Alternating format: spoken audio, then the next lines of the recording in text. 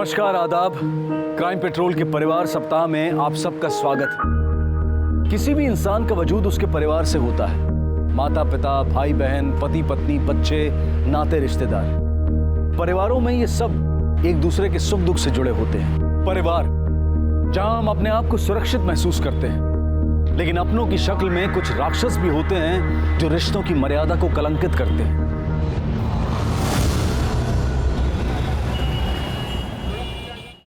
चाची, मैं नहाने जा रही हूँ, बाद में आके नाश्ता बनाती हूँ।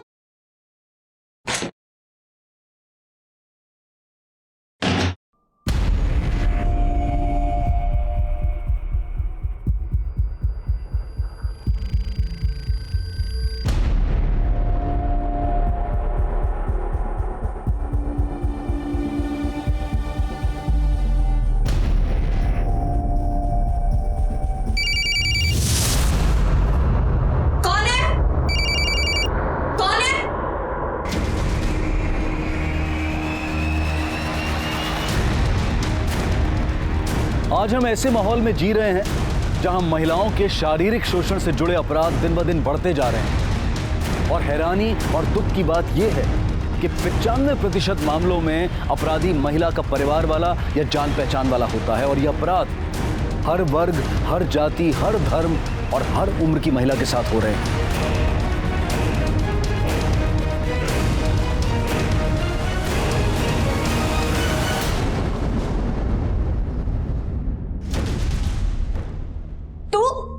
तू यहाँ क्या कर रहा है?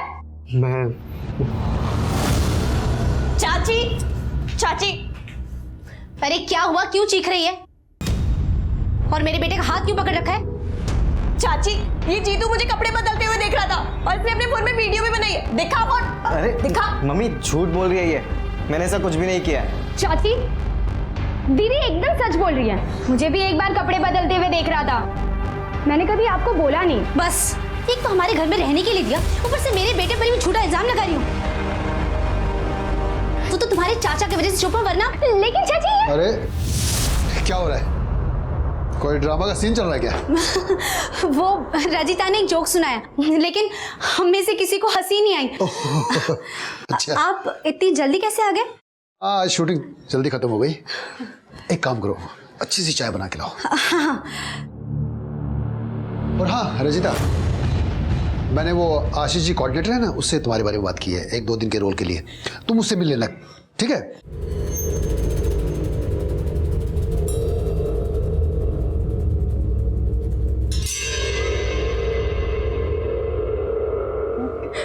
दीदी, तुम्हें ना चाचा जी को सब कुछ सच बता देना चाहिए था। रुको, मैं अब भी जाके सब कुछ बता। नहीं सोनम, देख, पापा मम्मी के डेथ के बाद चाचा जी हमें सतारा से मुंबई ले आए। हम 6 महीने से उनके घर पर। अगर उन्हें ये सब कुछ पता चलेगा, उन्हें बहुत दुख पहुंचेगा। तो क्या करे दी? चाचा जी को सच नहीं बता सकते, और चाची अपनी बेटी की गलती कभी मानेंगी नहीं। और वो जीतू की हरकत ऐसे तो और बढ़ती जाएगी ना दी। एक काम करते हैं दी, हम ये घर छोड़ देते हैं, कहीं और चले जाएंगे दी। जिस घर में रजिता और सोनम 2 अनाथ बहनें शरण लेने आई थी, उसी घर में उनका चचेरा भाई जीतू उन्हें अपनी कुंठाओं का शिकार बनाना चाहता था। वो दोनों बहनें तंग आकर उस घर को छोड़ने पर मजबूर थी। लेकिन क्या ये सिर्फ रजिता और सोनम जैसी अनाथ और बेसहारा लड़कियों के साथ होता है? नहीं, मधु जैसी कुछ शादीशुदा महिलाएं भी हैं जिनके सम्मान के साथ उनका वही पति खिलवाड़ करता है जिसने शादी के 7 फेरे लेते वक्त उनके सम्मान की रक्षा करने की कसम खाई थी।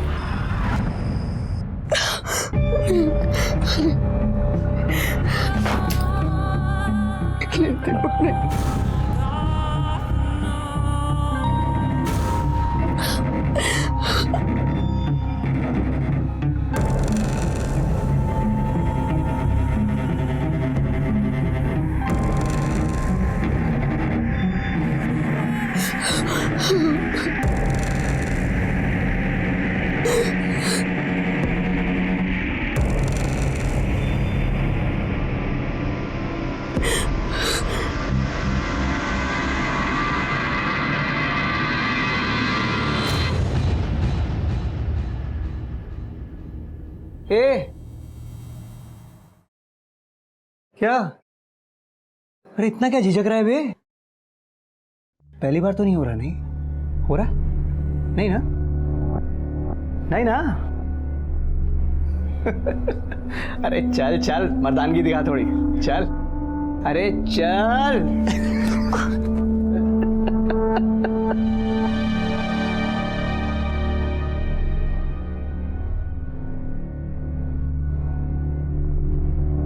ये किस तरह की मानसिकता थी जो किसी लड़की, किसी औरत के सम्मान के साथ खिलवाड़ कर रही थी, और इस बात का उसे कोई पछतावा भी नहीं था। ये एक प्रकार का मनोरोग था, पागलपन था, जहां सही गलत, नैतिक अनैतिक का बोध खत्म हो चुका था।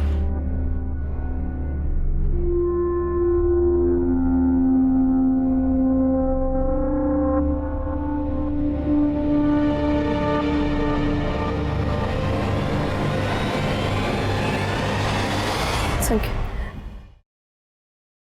बात कहूँ तुमसे? कहो। तुम भी इस सब से निकलना चाहते हो ना? मुझसे भी ये सब नहीं होता। तो ऐसे आदमी को छोड़ क्यों नहीं देती हो तुम? मैं पैसे के लिए कर रहा हूँ ये सब कुछ, तुम क्यों कर रही हो ये? मैं उसे तलाक नहीं दे सकती। मेरी 2 छोटी बहनें हैं। अगर मैंने उसे तलाक दे दिया तो दोनों की शादी में प्रॉब्लम आ जाएगी। लेकिन सकिन, तुम मेरी हेल्प कर सकते हो। क्या? कैसे? मुझे विधवा बना दो, दीपक को मार दो।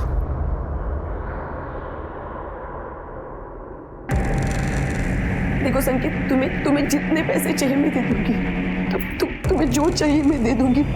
बस प्लीज उस हैवान आदमी से मुक्ति दिला दो प्लीज।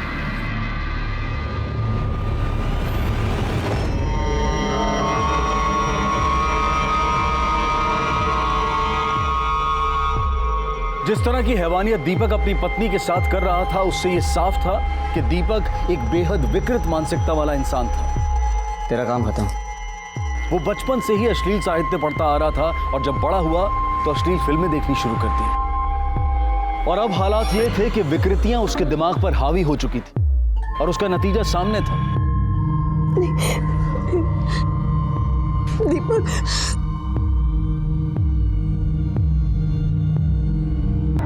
दीपक अपनी पत्नी को किसी और के साथ संबंध बनाने के लिए मजबूर करता था, और उसके बाद ही वो अपनी पत्नी के साथ संबंध बना पाता था। हमारे समाज में मधु जैसी न जाने कितनी ही शादीशुदा महिलाएं हैं जो मजबूरी में अपने साथ हो रहे ऐसे अत्याचार को बर्दाश्त करती रहती हैं। दीपक की जो जिंदगी कल थी, आज जीतू वही जिंदगी जी रहा है, उन्हीं गलत रास्तों पर चल रहा है। उस कमीने जीतू ने तेरे साथ ये सब किया और तू चुप रह गई? अरे तुझे तो पुलिस स्टेशन जाना चाहिए था। अगर मैं पुलिस स्टेशन जाती तो चाचा जी फालतू परेशान हो जाते। उन्हें बार बार पुलिस स्टेशन के चक्कर लगाने पड़ते। अच्छा, तुझे उनकी चिंता है, और तेरे साथ जो हुआ उसका क्या? हिना दी, चाचा जी को तो ये तक नहीं पता कि हम दोनों ने घर क्यों छोड़ा है। अच्छा, चिंता मत करो, ये घर भी तुम्हारा ही है। लेकिन हिना, तुम प्लीज मेरे लिए कोई काम ढूंढो ना। वैसे चाचा जी ने अपने कोऑर्डिनेटर से बात करी थी। रजिता, तू काम की चिंता मत कर, कुछ ना कुछ करके मैं कोई इंतजाम कर लूंगी तेरे लिए। अच्छा, वैसे मैं 1-2 कास्टिंग डायरेक्टर्स को जानती हूँ, पर तू एक्टिंग तो कर लेगी ना? अरे रजिता, तुम यहीं शिफ्ट हो गई क्या? हाँ भैया। बहुत सही। पर तू अचानक यहाँ कैसे? वो कुछ जरूरी बात करनी थी मुझे तुमसे। 2 मिनट के लिए बाहर आओ। मैं आती हूँ।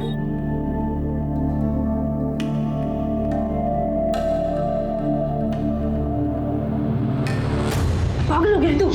धीरे बात कर। से किसी को मारना बच्चों का खेल नहीं है। उसके पति के 50 लाख रुपए हमारे हो सकते हैं।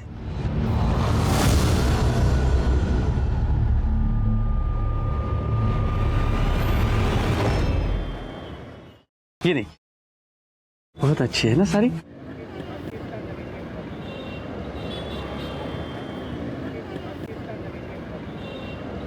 हाँ हाँ, बहुत ही सुंदर दिख रही है साड़ी, बहुत अच्छी लग रही है साड़ी।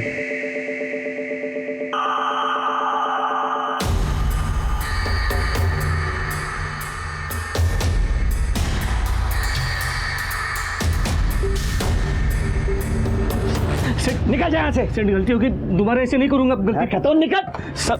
जो आदमी औरतों की इज्जत नहीं कर सकता, ऐसे आदमी के मेरी दुकान में कोई जगह नहीं है। निकल जा, मेरी बात सुनिए, निकल जा यहाँ से, निकल जा यहाँ से, वरना मैं पुलिस को बुला लूंगा। निकल।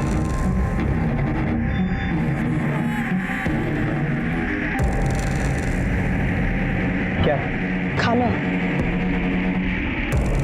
ठीक है, जाओ घर।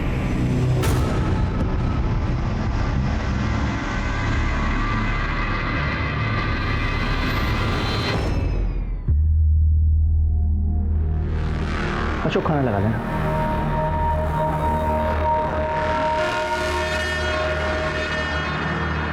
तो यही सोच रहा है ना कि अभी अभी मैंने दुकान पर औरतों की इज्जत को लेकर बहुत बड़ा ज्ञान दे दिया, और वही मैं खुद घर पे तो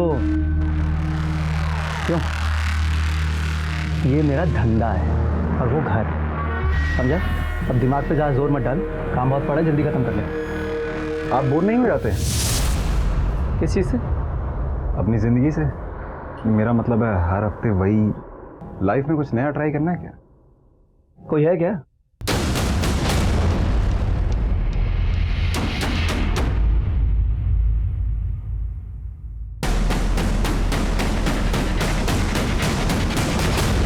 ये हीना है, कैसी लगी?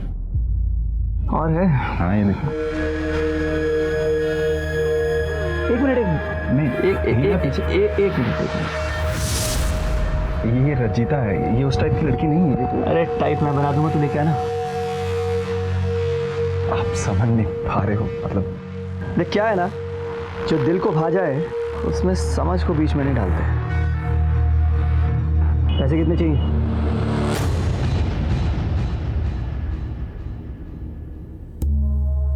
नाम क्या बताया तुमने अपना? रजिता। रजिता, बड़ा प्यारा नाम है।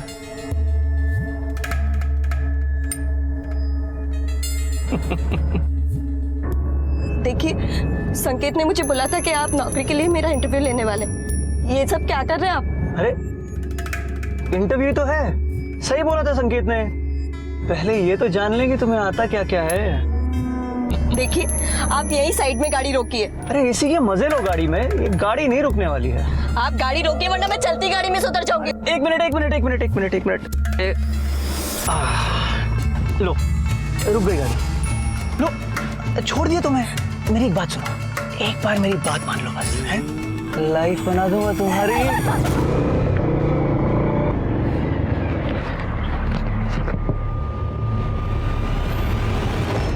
क्या है?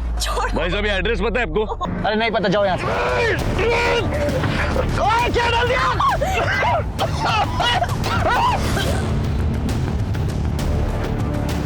क्या डाल दिया आग में? कमीना! किधर जा रही है?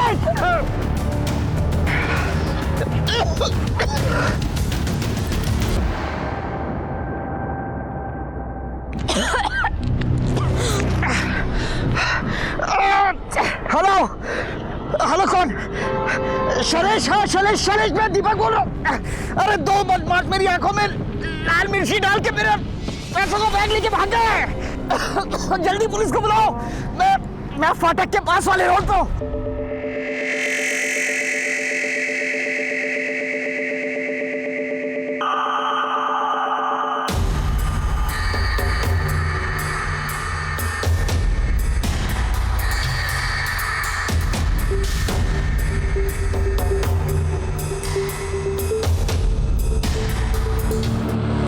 कभी कभी हम सबकी जिंदगी में ऐसा मोड़ आता है जब हमें तय करना होता है कि हमें सही रास्ता चुनना है या फिर गलत। सही रास्ता लंबा और मुश्किल दिखाई देता है और गलत रास्ता छोटा और आसान। लेकिन यह भी तय है कि गलत रास्ता हमें गलत मंजिल की तरफ ही ले जाता है। क्या मधु, संकेत और हिना की गलत सोच ने उन्हें जुर्म के अंजाम तक पहुंचाया था, या फिर कोई और था जो इस वारदात को अंजाम देकर चला गया था? सर, मैं शैलेश। दीपक ने मुझे ही फ़ोन किया था, कह रहा था कि बाइक पे से कोई दो लोग आए और मिर्च पाउडर आंखों में डाल दी और पैसों का बैग लेकर भाग गए। जल्दी से जल्दी पुलिस को बुलाओ, इसलिए मैंने तुरंत आपको फ़ोन किया। बैग में कैश कितना था? सर कुछ पता नहीं।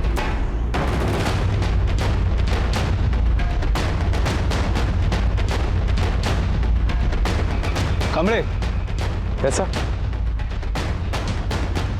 हा सीसीटीव्ही जर चालू असेल तर याचा फुटेज काढ. Okay sir.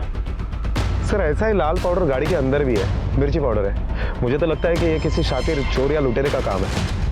मुझे नहीं लगता है लूटपाट का मामला है, क्योंकि इसका मोबाइल और इसका वॉलेट इसके पास ही है. मुझे लगता है कि ये प्लान मर्डर है और इसको लूटपाट का चोगा पहनाने की कोशिश की है.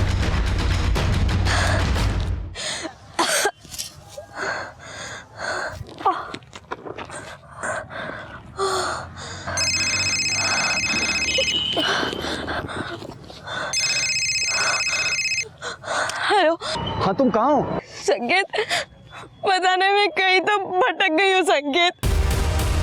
मैं वो दीपक की कार में थी, मैं उसकी कार में से भागी, उसको किसी ने मार दिया. मैंने कुछ नहीं किया संकेत, प्लीज मुझे बचा लो संकेत.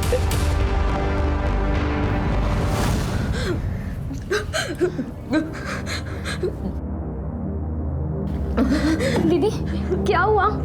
मैंने कुछ नहीं किया, मैंने कुछ नहीं किया, मैंने कुछ नहीं.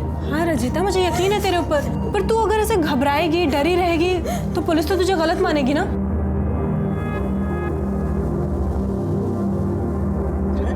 क्यों किया तुमने मेरे साथ ऐसा? बोलो. तुम्हें पता था कि दीपक मुझे इंटरव्यू के लिए नहीं, किसी और काम के लिए बुला रहा है, फिर भी तुमने मुझे उसके पास भेज दिया. क्यों किया तुमने? क्यों किया? रचिता, मैं सच कह रहा हूँ, मुझे इस बारे में कुछ भी नहीं पता था. मैं दुकान पर था जब मुझे पता चला कि दीपक अपनी गाड़ी में बिठाकर तुमको कहीं पर ले गया है. मैं इसके पीछे गया लेने तुम्हें. तुम वहां से निकल चुकी थी, मैं क्या करता? रजिता, रजिता संभाल अपने आप को. संकेत कभी झूठ नहीं बोलेगा. ए, तुझे तो बुखार है बहुत तेज. संकेत, इसे बहुत तेज बुखार है, डॉक्टर को बुलाना होगा. हाँ, मैं फोन करता हूँ डॉक्टर को.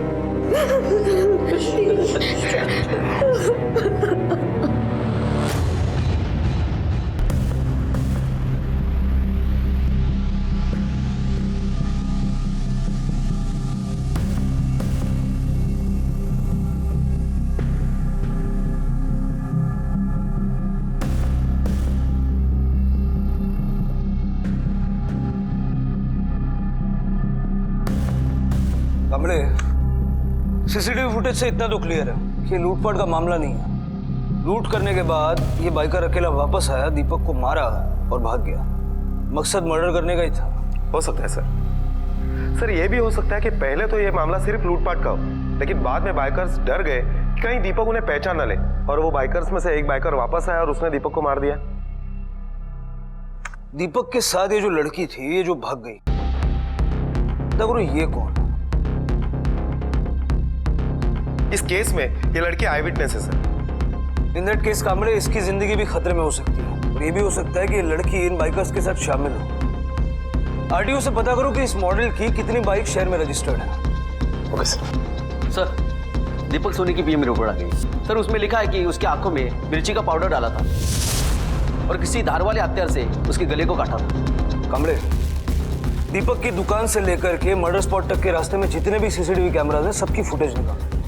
मुझे लगता है कि किलर्स पहले से जानते थे कि दीपक के पास 7 तारीख की दोपहर को कितनी कैश होती है. Okay sir.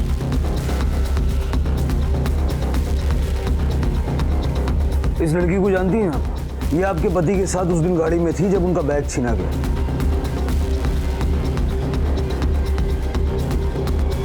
नहीं सर, मैं इस लड़की को नहीं जानती. मैं खुद इसे पहली बार देख रही हूँ. आपके पति के पास पैसों से भरा हुआ बैग था, ये बात कौन कौन जानता था?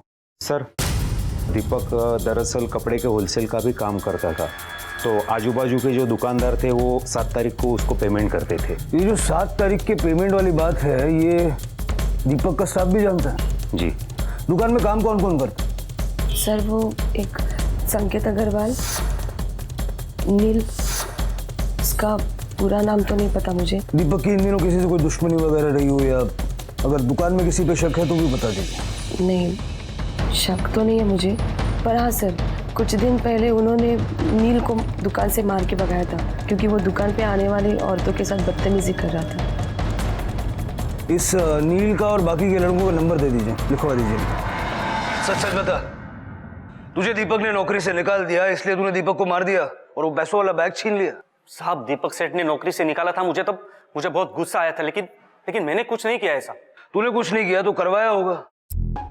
बता, किसको खबर दी कि 7 तारीख को दीपक के पास इतनी कैश होती है? देखिए साहब, आपको मानना है तो मानिए या फिर मत मानिए, लॉकअप में डाल दीजिए मुझे या फिर फांसी पे चढ़ा दीजिए, लेकिन मैंने कुछ नहीं किया ऐसा। कल दोपहर को 4 से 5 बजे के बीच कहाँ था? मैं घर पे था साहब। साबित कर सकता है? साहब नौकरी सिर्फ मेरे अकेले की गई थी, बाकी सब तो काम पे जाते थे, मैं अकेले ही घर पे था। अब ये बता, इधर दीपक सेठ क्या ऐसा गुस्से वाला था क्या? किसी भी एम्प्लॉय पे हाथ उठा देता था? पता नहीं साहब वो मुझसे क्यों नाराज रहता था, पर वो संकेत अग्रवाल को बहुत मानता था, उससे कोई भी गलती हो जाती तो उसे माफ कर देता था। वो संकेत अग्रवाल को बुलाया था, क्या हुआ? सर बात हो गई है, मगर वो अभी नहीं आ रहा है। क्यों? क्योंकि उसका कहना है कि उसकी तबीयत ठीक नहीं है, वो कल सुबह आएगा।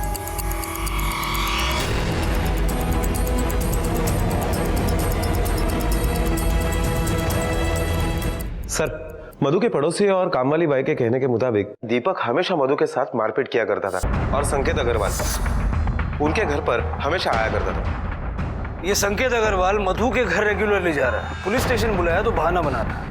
और क्या पता चला मधु और संकेत के बारे में? सर, पड़ोसियों के कहने के मुताबिक संकेत जब भी मधु के घर पर आता था तो दीपक हमेशा उसके साथ रहता था। पड़ोसी कितनी भी ताका जाकी कर ले कामड़े, 24 घंटे नजर नहीं रख सकते। एक काम करो, इन तीनों के कॉल रिकॉर्ड्स निकलवाओ, जरा पता करो कि दीपक ने उस दिन किस किस से बात की थी और ये संकेत और मधु आपस में कितनी बात की। मुझे लगता है एक बार हमारे हाथ कोई ठोस प्रूफ लग जाए तो फिर इन पे हाथ डालता है। Okay sir. ये रही बाइक की चाबी और पेपर्स? हाँ, पेपर से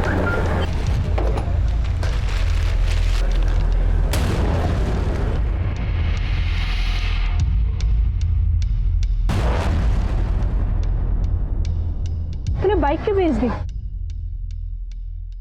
देखिए, पैसे रजिता को दे दो, वो बीमार है और उसकी बहन के काम आ जाएंगे। उसके पास कोई काम तो है नहीं वैसे भी, और सदमे से उभरने में उसको काफी वक्त लगेगा।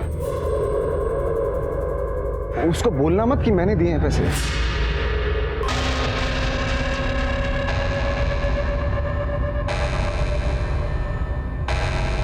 सर, मधु, दीपक और संकेत, इन तीनों के कॉल डिटेल्स आ गए। सर, इससे पता चलता है कि मधु और संकेत के बीच में वैसा कोई भी कनेक्शन नहीं था, लेकिन संकेत और दीपक, इन दोनों के कॉल डिटेल्स में एक कॉमन नंबर मिला है। संकेत तो उस नंबर से पहले ही कांटेक्ट में था, लेकिन दीपक हाल फिलहाल में ही उस नंबर के कांटेक्ट में आया। पता करो ये नंबर किसका है कामड़े, क्योंकि इसने दीपक से उस दिन भी बात की है जिस दिन दीपक का मर्डर हुआ। सर, आपने सीसीटीवी फुटेज मंगवाई थी। सर, दीपक की दुकान से लेके दीपक का जहां मर्डर हुआ वहां तक की सारे रोड के सीसीटीवी फुटेज है।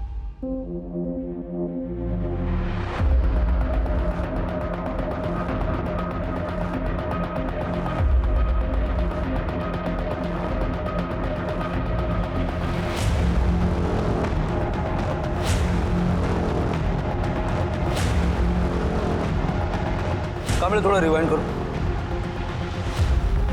प्ले, पॉज करो, इसको जूम करो। कामड़े, किलर की बाइक और ये बाइक एक जैसी है, हो सकता है कि ये भी उनमें शामिल हो और वारदात होने के बाद ये चेक करने के लिए आए हो कि ये काम ठीक से हुआ है या नहीं। Right sir. दीदी रुको,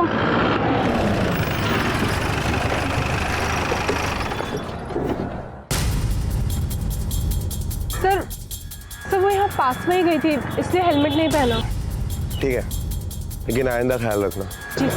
अच्छा, आप लोग इसी सोसाइटी में रहते हैं? हाँ सर। इस सोसाइटी में कोई हिना परमार नाम की लड़की रहती है?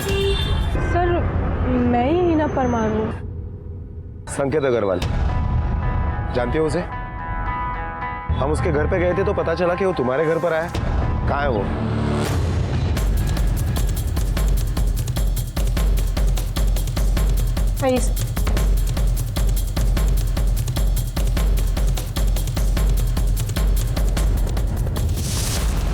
क्यों रे, तुझे पुलिस स्टेशन बुलाया था ना, तू आया क्यों नहीं? हाँ सर, मैं मेरी तबीयत खराब हो गई थी। तबीयत किसकी खराब है? देख रहा हूँ मैं, तबीयत तो इसकी खराब है, तू तो बिल्कुल ठीक है। फिर तू आया क्यों नहीं? हाँ, मैं आने ही वाला था, लेकिन आया तो नहीं ना, इसलिए हमें खुद आना पड़ा तुझे लेने के लिए। मेरे दिमाग से निकल गया। जिस दिन दीपक का मर्डर हुआ उस दिन तुम ही इसके साथ थी ना? नहीं सर, वो चुप! तुला विचारलं काय? पूछा तुझसे कुछ? करणे माणिक मैडम, गाड़ी में बैठाओ सबको, पुलिस स्टेशन चलो। चल चल चल रे। चलो चल चल।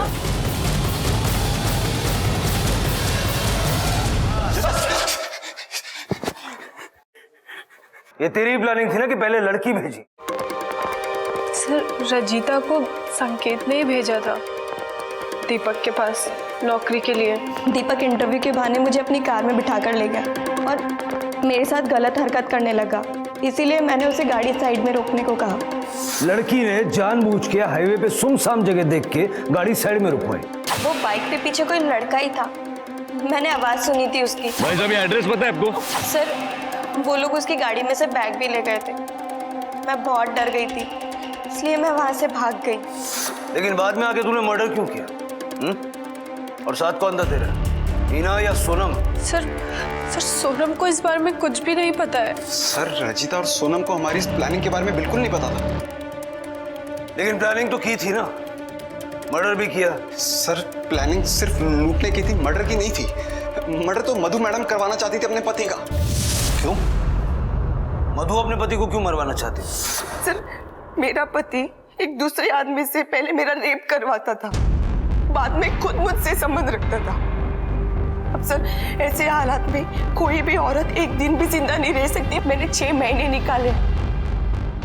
आप पुलिस के पास भी तो आ सकती थी मदद मांगने के लिए। हाँ पर मेरी हिम्मत नहीं हुई कभी। पति का मर्डर करवाने की हिम्मत हो गई अब? हाँ सर मैं मानती हूँ कि मैंने संकेत को कहा था कि मुझे इस नरक से निकालो, दीपक को मार दो। और उसके बाद जो कैश है वो लूट लो। हाँ 7 तारीख को 12 बजे के आसपास मुझे संकेत का कॉल आया था। उसने मुझे काम करने से मना कर दिया। मैंने मधु के कहने पे प्लानिंग तो की थी, लेकिन जब दीपक को रजीता पसंद आ गई तब सारी प्लानिंग गड़बड़ हो गई। मैंने उसे कहा कि ये लड़की उस तरह की नहीं है, ये नहीं मानेगी, मगर दीपक ने कहा कि उसे वही लड़की चाहिए, वो मना लेगा उसे। फिर क्या हुआ? फिर मैंने रजीता को नौकरी के बहाने दीपक के पास भेज दिया। मुझे पता था कि वो लोग किस रास्ते से जाएंगे, इसलिए मैंने सोचा था कि मैं वही रास्ते में जाकर गाड़ी रुकवाकर उनके पैसे वगैरह लूट कर भाग जाऊंगा वहां से। लेकिन सर मुझे बाद में पता चला कि वाकई में दीपक को किसी ने मारा। अब आपको ऐसे लगता है कि ये सब कुछ मैंने किया है, मैं कसूरवार हूं, तो आप मुझे सजा दे सकते हो। वैसे भी आपकी सजा से भी बहुत बड़ी सजा मैं भुगत चुकी हूँ। देखिए, अगर हमें आपके खिलाफ पक्के सबूत मिल गए तो सजा तो आपको हो। आप जा सकती हैं। तुमने देखा ही ना को स्कूटी चलाते हुए? हाँ सर, मैंने स्कूटी चलाते हुए तो देखा है, लेकिन लोगों से यह भी पता चला है कि वो संकेत की बाइक भी चलाती थी। मतलब वो बाइकर हीना भी हो सकती है? हो सकता है सर। सर जब हमने दोनों की अलग अलग पूछताछ की तो हीना और संकेत इन दोनों के बयान मैच कर रहे हैं, और उनके पास दीपक का पैसा भी नहीं मिला। तो हो सकता है कि ये दोनों सच बोल रहे हो। कामले, ये भी तो हो सकता है कि पुलिस के पकड़ने पर क्या बोल रहा है ये भी पहले से तय किया हो सकता है सर। इस केस की गुत्थी कुछ अलग ही है। एक काम करो, सोनम और रजिता को फिलहाल छोड़ दो और संकेत और हीना को यहीं रखो। उन्होंने ये तो कबूल किया है कि प्लानिंग उन्होंने की थी। अब हमें यह देखना है कि वो प्लानिंग से आगे बढ़े थे या नहीं।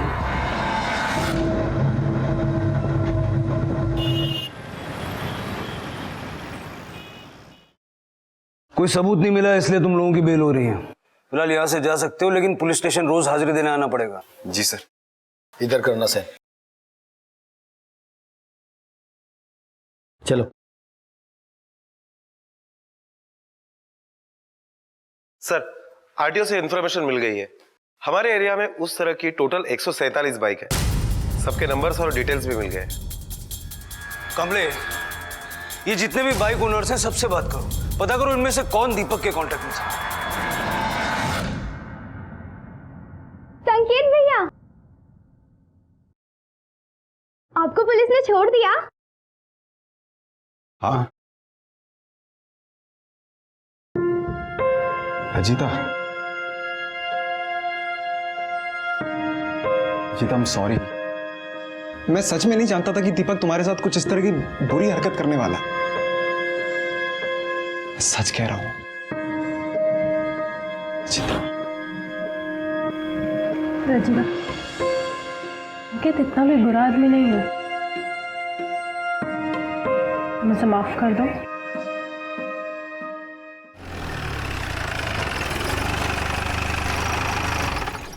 सर, इंक्वायरी में पता चला है कि दीपक के कांटेक्ट के 3 लोग ऐसे हैं, जीतू, संकेत और नील, जिनके पास ठीक उसी तरह की बाइक है जो हमें दीपक के मर्डर के वक्त सीसीटीवी फुटेज में दिखी। ये जीतू कौन? सर, जीतू रजिता का चचेरा भाई है। कुछ दिन पहले दीपक के साथ जीतू की मारपीट हुई थी। सर, मारपीट नहीं हुई थी, दीपक ने जीतू को मारा था, जीतू की गलती थी। और ये कैसा?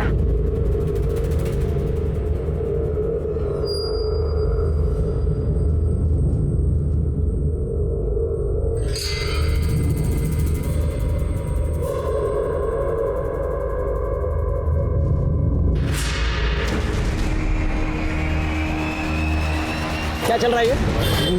हेलो,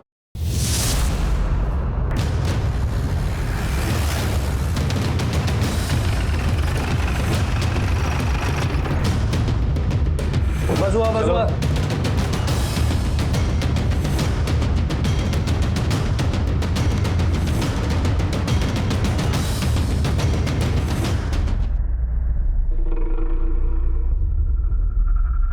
रजिता का गला भी ठीक उसी तरह काटा गया है जैसे दीपक का काटा गया।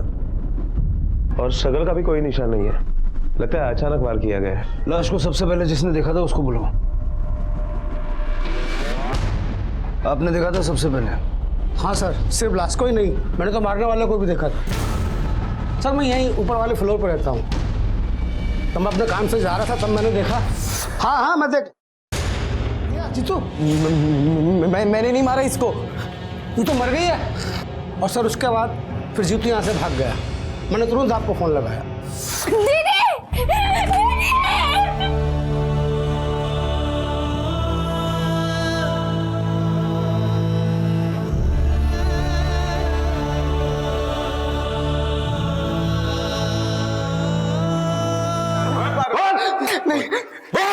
सोनम ने हमें सब कुछ बता दिया है।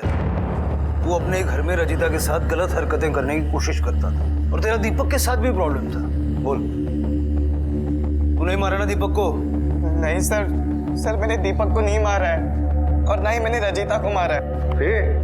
खोटो को बुरजा, तो कितना शरीफ है ना, इसके काफी सारे सबूत है हमारे पास, और वो भी तुम्हारे ही कंप्यूटर से मिले हुए। अपनी चचेरे बहन के कपड़े बदलते वक्त, नहाते वक्त तूने वीडियोस बनाए थे ना, और हिना के घर की भी डुप्लीकेट चाबी बनाई थी ना तूने, तुम्हारे ही वॉलेट से मिली है वो। बोल। नहीं बोलेगा? नहीं बोलेगा सर, बता दो सर, मैं मानता हूँ कि मैंने रंजीता की वीडियो बनाई थी, और सर मुझे पता था कि दोपहर के टाइम पे रंजीता अपने घर पे अकेली रहती है, इसलिए मैंने डुप्लीकेट चाबी बनाई थी अपना अधूरा काम पूरा करने। तो तू उसे मारने के लिए वहां गया था? नहीं सर, मैं उसे मारने नहीं गया था सर, मैं बस उसके साथ थोड़े मजे करने गया था, लेकिन मैंने उसे मारा नहीं सर, मैं सच बोल रहा हूँ सर, मैंने उसे नहीं मारा। देख बेटा, जो तूने पुलिस को बताया ना, तू बोल दे जीतू ने ऐसा कुछ नहीं किया है। प्लीज जीतू को छोड़ देगी। सोनम झूठ नहीं बोलेगी, जीतू को सजा मिलनी चाहिए, और अगर आप लोगों ने अपने बेटे को पहले रोका होता ना, तो आज ये दिन ना आपको देखना पड़ता ना हम लोगों को। सर, रजिता की पोस्टमार्टम रिपोर्ट आ गई है। कामड़े, हो सकता है कि रजिता ने उसकी आवाज से उसे पहचान लिया हो और हमें नहीं बताया, और अब जीतू को यह डर हो कि कहीं बाद में ना बता दे। जीतू के घर से भी कोई पैसे बरामद नहीं हुए। कामड़े, पैसे तो हिना और संकेत के पास से भी बरामद नहीं हुए, लेकिन दीपक के मर्डर में कम से कम 2 लोग इन्वॉल्व हैं। हो सकता है ये संकेत या हिना में से कोई जीतू के साथ मिला हुआ हो, और रजिता ये राज खोल ना दे, इस डर से दोनों ने मिलकर उसे मार दिया। सर, ये भी तो हो सकता है कि रजिता इन सभी लोगों से मिली हुई हो, और बाद में पैसों के बंटवारों को लेकर इन लोगों में झगड़ा हुआ हो, और इन्हीं में से किसी ने रजिता को मार दिया हो।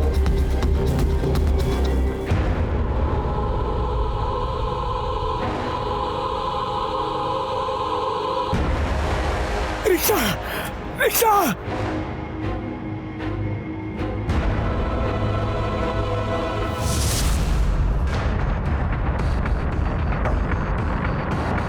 सर, डॉक्टर का कहना है कि नील को किसी ने जहर दिया था। बयान देने की हालत में है? नहीं सर, नील को यहाँ लाया तो गया, लेकिन उसके बाद उसकी मौत हो गई। वो ऑटो वाला कहा है जो उसे यहाँ लाया था, पूछो उससे कि नील कहाँ पड़ा मिला था। साहब इधर से आया था वो और आके गिर गया उधर सामने वो। डॉक्टर का कहना था कि नील को जो जहर दिया गया उसका असर होने में अप्रोक्सीमेटली 10 मिनट लगता है और नील यहाँ आके बेहोश हुआ।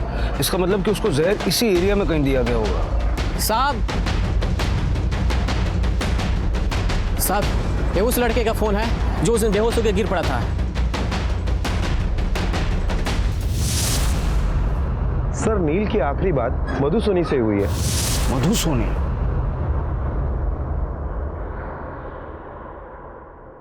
ये जैकेट, वो ग्लव्स और पैंट आपके घर से बरामद हुए और देख करके लग रहा है कि कुछ ही दिनों पहले खरीदे गए। अरे दीपक का बैग 50 लाख से भरा हुआ नील के घर पे मिला हमें। मतलब तुम दोनों ने ही दीपक का मर्डर किया ना और पैसे लूटे। अब आप सीधी तरह से सच बताना पसंद करेंगी या फिर कोई और तरीका अपना? सर वो संकेत ने जब पहली बार मना कर दिया काम करने से तो मुझे ऐसे लगा कि ये काम मुझे किसी और से करवाना पड़ेगा, तो मैं ऐसे शख्स की तलाश में थी जो मेरे लिए काम कर सके। मुझे तुमसे कुछ काम है, सीधा मेरे घर आना।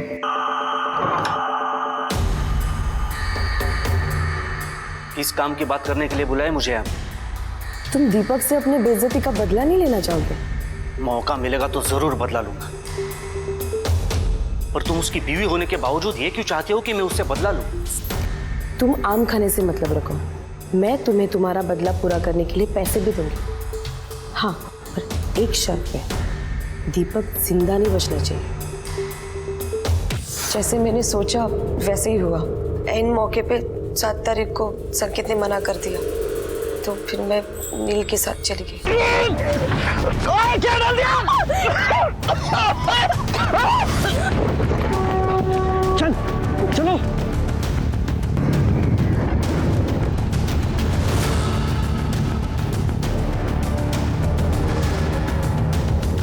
मारा क्यों नहीं उसे? मुझसे ये नहीं होगा, मैं किसी का मर्डर नहीं कर सकता।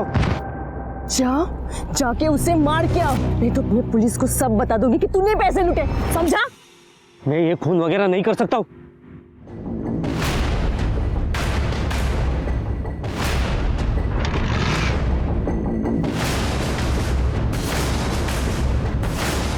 मुझे अपने किए पे कोई पछतावा नहीं है सर। रजिता को मारने का पछतावा भी नहीं? रजिता को क्यों मारा? क्योंकि तुम्हें डर था कि शायद रजिता ने कहीं तुम्हारी आवाज न सुन ली हो, कहीं तुम्हें देख न लिया हो। नहीं सर, मैंने रजिता को नहीं मारा। हाँ, मैंने नील को जहर जरूर दिया था, क्योंकि वो हर रोज मेरे घर आता था, मेरे साथ जबरदस्ती करता था। वो कहता था कि अगर मैंने उसके साथ ये सब कुछ नहीं किया तो वो सब कुछ पुलिस को बता देगा। दीपक के मरने के बाद नील भी मेरे साथ वही करता था जो इतने महीनों से दीपक मेरे साथ करते आ रहा। इसलिए मैंने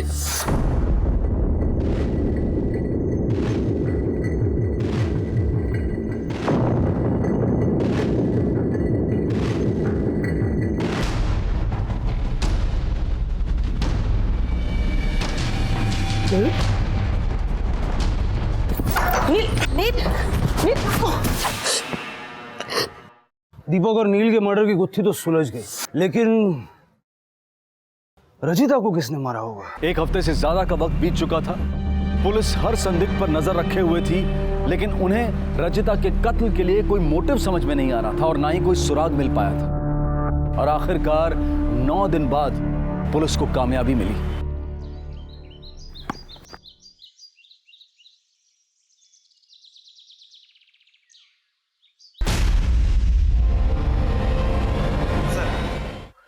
म्युनिसिपलिटी स्कूल के पास जो प्लेग्राउंड है वहां पर ये चाकू मिला है,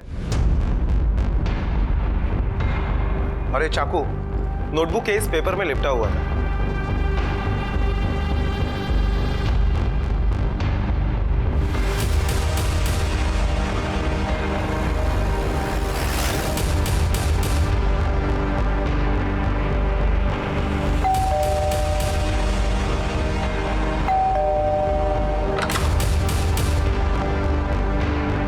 सोनम,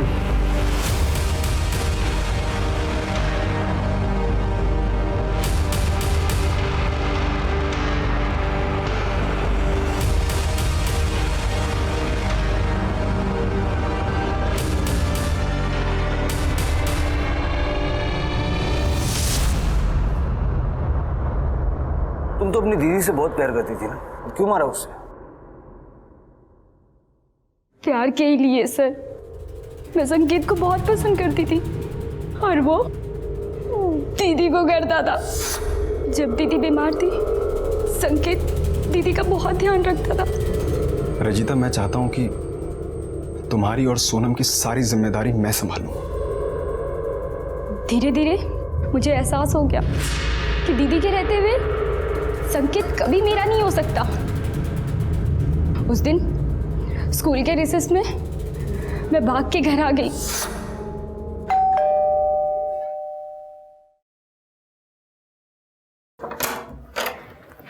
अरे तू आज स्कूल से जल्दी आ गई? चल तू चेंज कर ले, मैं तेरे लिए कुछ बनाती हूँ।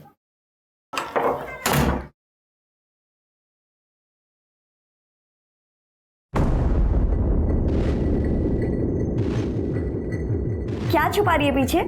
हाँ, कुछ लाई है मेरे लिए? दिखा ना।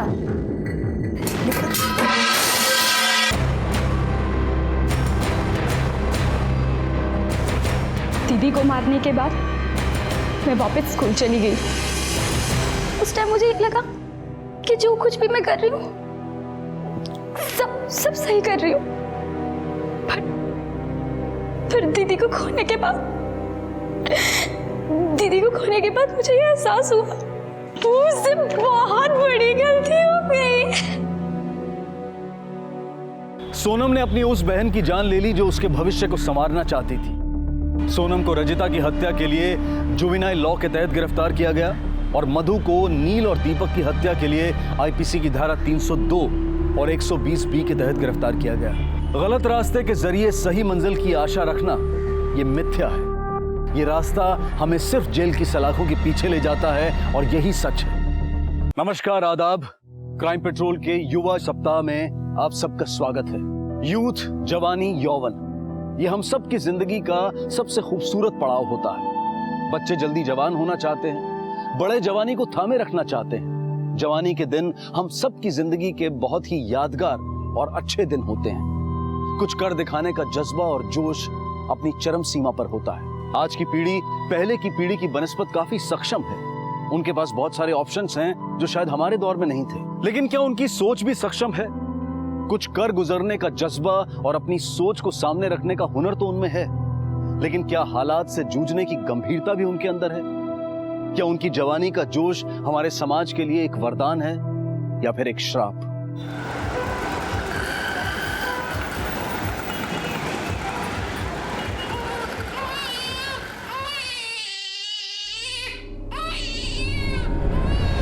कविता काकी,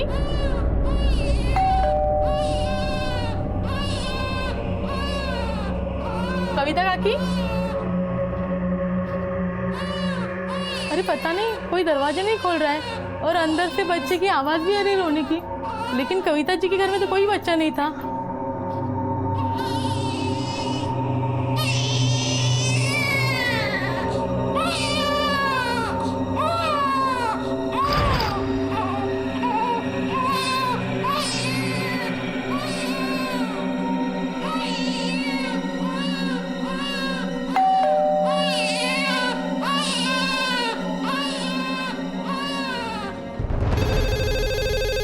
कंट्रोल रूम, हाँ बोलिए।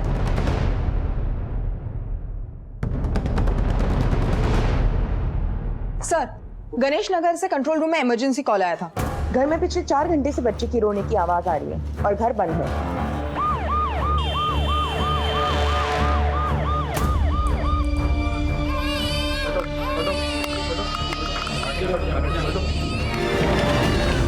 एक सेकंड, हरी आप लोग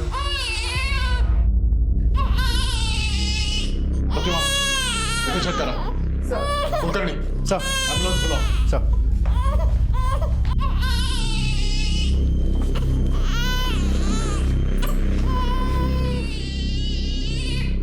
ये कविता अपने बच्चों की जान कैसे ले सकती है? अरे ये छोटा बच्चा किसका है?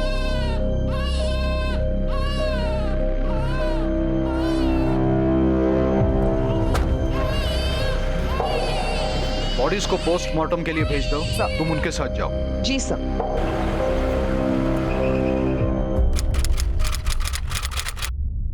हम सारी उम्र संघर्ष करते हैं, अपने परिवार के लिए लोन पर घर लेते हैं, उसकी किस्तें चुकाते हैं, घर की चार दीवारी के अंदर उनके लिए सारी सुख सुविधाएं मुहैया कराते हैं, उनकी सुरक्षा, उनकी खुशी का सामान बटोरते हैं। लेकिन अगर पूरी दुनिया में घर के अंदर घटने वाले अपराधों के आंकड़ों को जांचा जाए तो वो दिन ब दिन घिनौने और जघन्य होते जा रहे हैं। हमारे समाज की, हमारे देश की मानसिकता को, हमारी जहनियत को आखिर क्या हो गया है? कितना भयावह दृश्य था। 3 नौजवान जिनके सामने उनकी पूरी जिंदगी पड़ी थी, अब इस दुनिया में नहीं थे। इस परिवार में हुए इस हत्याकांड के पीछे आखिर क्या कारण था, क्या मकसद था? क्यों मारा आपने बच्चों को? खाने में मिला के दिया था ना जहर। तुम घर में अकेली थी, दरवाजा अंदर से बंद था, किसी का बाहर से आने या जाने की कोई गुंजाइश नहीं थी। इन तीनों के मुंह से झाग निकल रहा था, मतलब तीनों को जहर दिया गया है। वॉश बेसिन में झूठे बर्तन थे और उन बर्तन में बचा खाना इस बात का सबूत है कि खाने में जहर मिलाकर दिया गया था। क्यों किया था? देखो, हमें सब पता है, हमें पता है कि तुमने अपने बच्चों को मारा है। क्यों रचा ये हत्याकांड? ऐसे चुप रहने से तुम हमें गुमराह नहीं कर सकती। बता।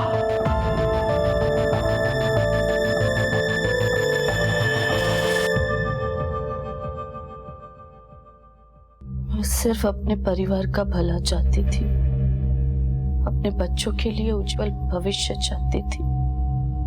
इसीलिए 20 साल पहले सांस से लड़कर पति और बच्चों के साथ गांव छोड़कर मुंबई आने का फैसला लिया था। लेकिन ये फैसला मेरे लिए आसान नहीं था।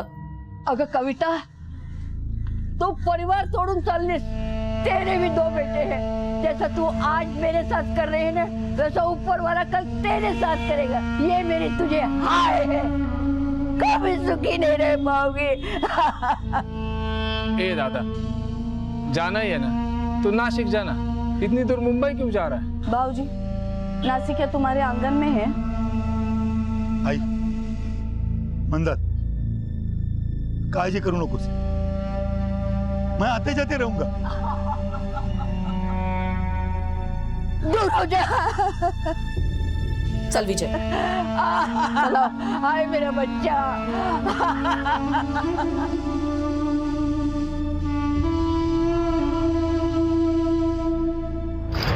बंद करो ये बकवास। तुम्हारे इन बच्चों की मौत से 20 साल पहले क्या हुआ था, इसका क्या संबंध है? तुम्हारे कहने का मतलब ये तो नहीं है कि गांव से तुम्हारी सास और देवर यहां पे आए और तुम्हारे बच्चों को जहर देकर चले गए? तुम्हारे गोद में जो बच्चा है, यह किसका है?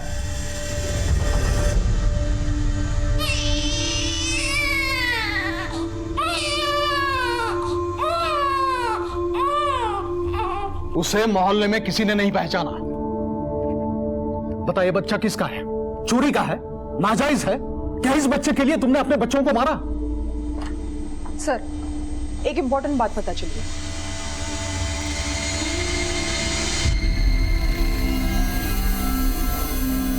हम सबकी जिंदगी कई तरह के जज्बात से घिरी होती है, जहां रिश्ते, सपने, उम्मीदें, चुनौतियां, संघर्ष हमारा हाथ थामे हमारे साथ चलते हैं। जिंदगी के इस सफर में ऐसे कई मोड़ आते हैं, ऐसे कई मकाम आते हैं जब हमें कठोर फैसले लेने पड़ते हैं, जो कभी तो हमारे लिए वरदान साबित होते हैं और कभी श्राप।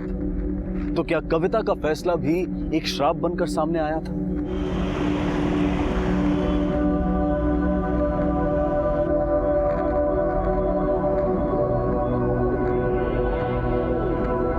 हमने इसके फैमिली से कांटेक्ट किया है। उसका बड़ा भाई संतोष आया है, बाहर रुका है सर।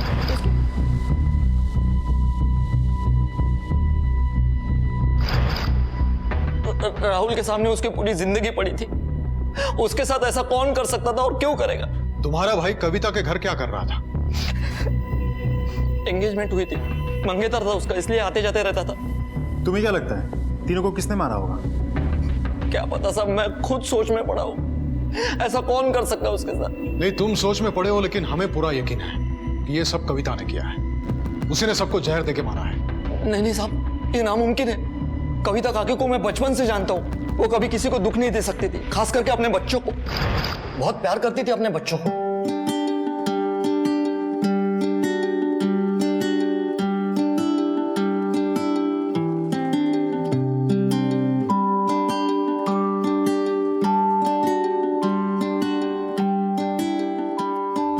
आज भी खूब खुश है।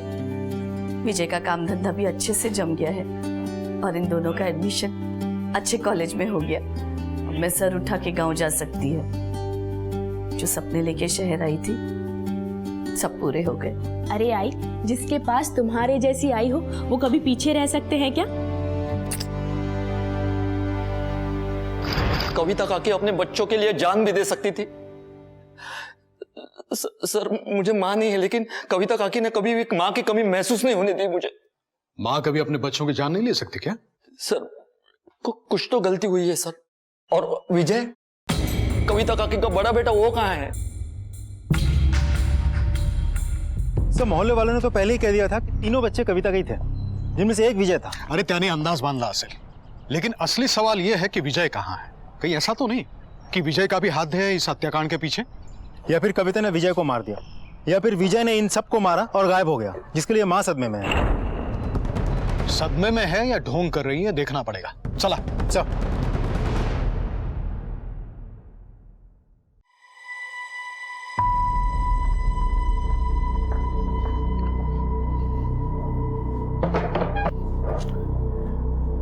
हमारे साथ होशियारी करने की सोचना भी मत।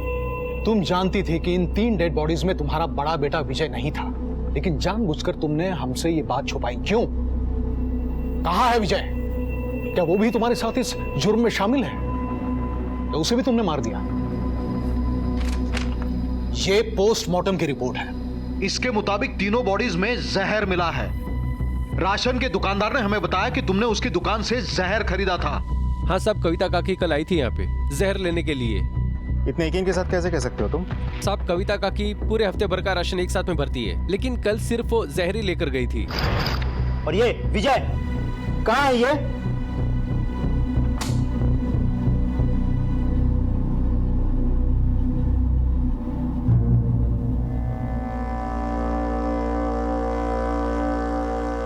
बहुत कष्ट में बीता था मेरे विजय का बचपन।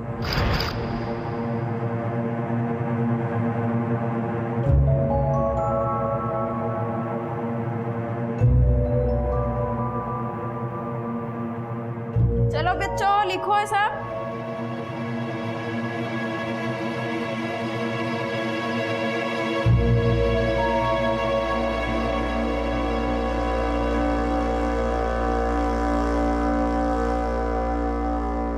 विजय तुम क्यों नहीं लिख रहे हो? देख रही हूँ, तुम रोज रोज नहीं लिखते हो। मेरा विजय बचपन से ही शर्मीला था, किसी से खुल के बात नहीं करता था।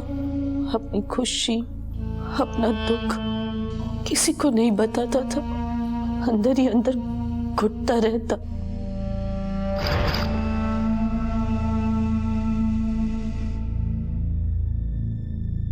विजय को चश्मे की जरूरत है, ये बात हमको 5-6 महीने के बाद पता चली।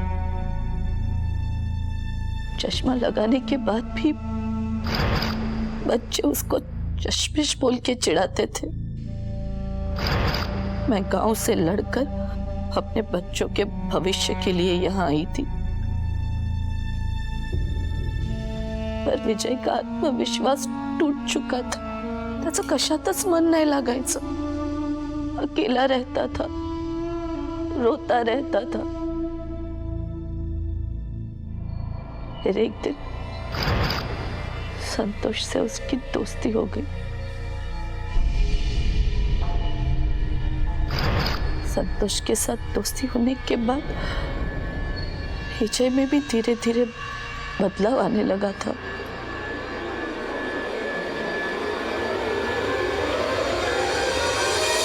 कुलकर्णी, ये औरत या तो ड्रामा कर रही है या सचमुच शौक में है। इधर उधर की बातें करके हमारा टाइम वेस्ट कर रही है ये। सर ये औरत हमें मौका वारदात पर मिली। घर में किसी और के घुसने के कोई निशान भी नहीं थे। किसी औरत ने जहर खरीदा और वही जहर हमें खाने में मिला हुआ था। मुझे तो लगता है इसी औरत ने सब कुछ किया होगा। हाँ, सारे सबूत इसी तरफ इशारा कर रहे हैं, लेकिन हमें पूरा यकीन होना चाहिए। इसके मोटिव के बारे में अभी तक हमें कुछ पता नहीं चला है। हमारे पास ये सबूत भी तो नहीं है कि इसी ने ही खाने में जहर मिलाया हो। और उसका बड़ा बेटा विजय, उसके बारे में कुछ पता नहीं चला है। विजय, कविता काकी का बड़ा बेटा वो कहाँ है? बहुत कष्ट में बीता था मेरे विजय का बचपन। और वो छोटा बच्चा जो कविता की गोद में था, वो भी एक पहेली बना हुआ है। सर, उस बच्चे का क्या करें? एनजीओ से संपर्क करो और उनकी निगरानी में रखो। सर। कुलकर्णी, एक काम करो, विजय का मोबाइल नंबर सर्विलेंस पे डालो, पिछले 24 घंटे की पूरी इंफॉर्मेशन निकालो, उसका लास्ट लोकेशन ट्रेस करो। हो सकता है ये विजय इस अपराध में भागीदार हो या फिर वो खुद इस जघन्य अपराध का शिकार हो। सब सनसनीखेज कत्ल के हादसे के बाद पुलिस ने मौका वारदात से मिली कविता के गायब हुए बेटे विजय की खोज में पूरी ताकत झोंक दी।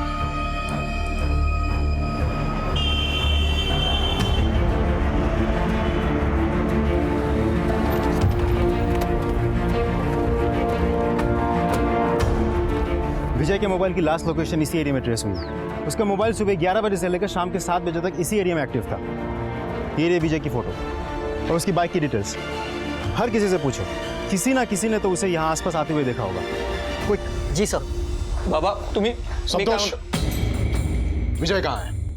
हमें यह भी पता चला है कि विजय तुम्हारा जिगरी दोस्त है। हाँ सर, विजय और मेरी दोस्ती 7वीं क्लास से शुरू हुई थी। स्कूल भी साथ में पढ़े, कॉलेज में भी साथ में गए।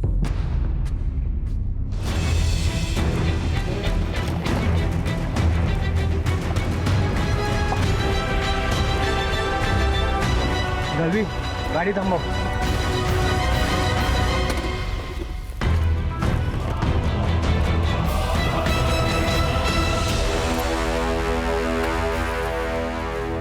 जैसे तुमने बताया और मोहल्ले वालों ने बताया, कविता अपने बच्चों से बहुत प्यार करती थी, वही उसका सब कुछ थे, तो उन्हें कैसे मार सकती है? लेकिन उस घर में तुम्हारे भाई राहुल की भी तो लाश मिली थी। तुम्हें क्या लगता है इन सब के पीछे विजय का हाथ हो सकता है? कहीं ऐसा तो नहीं कि ये किया धरा विजय का हो और कविता पर्दा डाल रही हो अपने बच्चे की करनी पे? तुम दोनों का क्या कहना है? लेकिन सर, विजय अपने सगे भाई और बहन को क्यों मारेगा? और तुम्हारा भाई राहुल, विजय के साथ कोई दुश्मनी थी उसकी? बाबा तुम्ही बसा, मी बोलतोय त्याच्याशी, तुम्ही बसा। हमको नहीं पता साहब। ये देखो, अगर आप लोग कुछ जानते हैं तो वक्त रहते ही बताना आपके लिए बेहतर होगा। आप कुछ जानते हैं, सच का पता हम लगा के ही रहेंगे।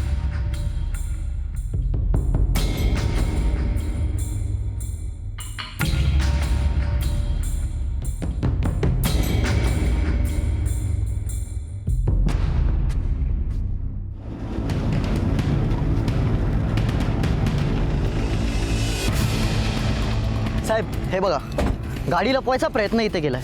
गाड़ी पे या गाड़ी के आसपास कहीं झाग के निशान नहीं है। इसका मतलब दूसरे लोगों की तरह विजय को जहर नहीं दिया गया था। तिथे हा मोबाइल भेटलाय। कहीं ये फोन विजय का तो नहीं? विजय ऐसे यहाँ बाइक छुपा के कहाँ जा सकता है, वो भी ऐसे समय में? अगर विजय का फोन यहाँ है तो आसपास कुछ ना कुछ तो जरूर हुआ होगा। चेतन, इस हाईवे के दोनों तरफ टोल नाका है ना? हो साहब। अगर टोल नाका है तो हमें सीसीटीवी फुटेज जरूर मिलेगी। 5 नवंबर सुबह 11 बजे से लेकर शाम के 7 बजे तक पूरी फुटेज निकालो। इस फोन को ऑन करने की कोशिश करो। अगर ये फोन विजय का है तो हमारे लिए बहुत काम की चीज साबित हो सकती है। इस फोन के कॉल डिटेल्स निकलवाओ और पता करो गायब होने से पहले वो किस किस से बात कर रहा था। हो साहब। पुलिस के हाथ इस बात के कई सबूत लग चुके थे कि कविता ने ही अपने दोनों बच्चों और अपनी बेटी के मंगेतर को मारा था, और विजय की गुमशुदगी में भी उन्हें कविता का ही हाथ नजर आ रहा था। एक सुराग जो अब तक पुलिस के हाथ नहीं लगा था, वो था कविता का अपने हंसते खेलते परिवार को मौत की भट्टी में झोंक देने का कारण।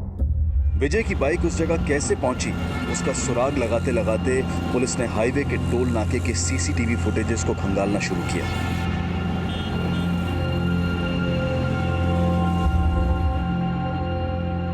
देखो, हमारे सवाल बिल्कुल सीधे हैं, लेकिन तुम उन सीधे सवालों को उलझा रही हो। हमारे कांस्टेबल को हाईवे के पास तुम्हारे बड़े बेटे विजय की बाइक मिली है। शायद उसके साथ कुछ हुआ है। क्या तुमने उसे जहर दे के मारा या उसके नाम की किसी को सुपारी दी थी? सर पूछ रहे उस सवाल का सीधी तरीके से जवाब दे। और कैसी माँ है तू? अपने ही बच्चों को मार दिया तूने। और ये विजय का है, उसके साथ क्या किया तूने? तू और वो विजय का दोस्त संतोष मिलके क्या छुपा रहे हमसे? बता।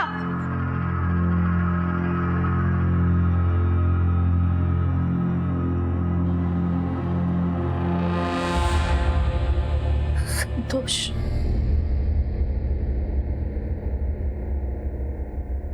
विजय ने जब संतोष से दोस्ती की थी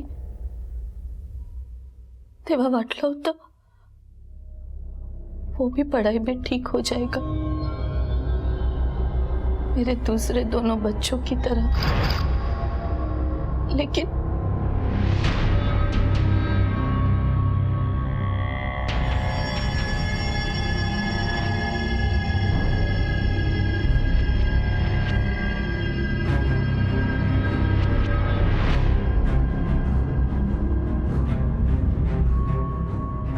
संतोष,